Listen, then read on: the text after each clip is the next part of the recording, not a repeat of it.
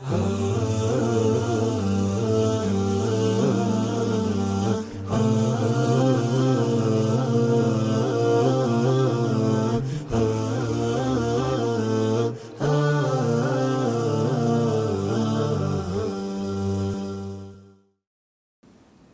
عليكم ورحمة الله وبركاته.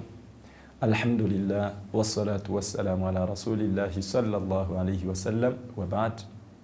Ndugu zangu Waislamu, katika dini yetu kumtaja Mwenyezi Mungu Subhanahu wa Ta'ala ni ibada kubwa sana.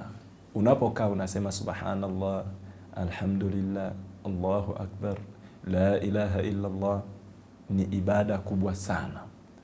Mtume sallallahu alayhi wasallama anasema mathalu alladhi yadhkuru rabbah, mfano wa yule ambaye anamtaja Mola wake, walladhi la yadhkuru rabbah, na yule asiyemtaja Mola wake, mathalu alhayy walmayyit, ni mfano wa aliye hai na aliye kufa, ni mfano wa aliye hai na maiti.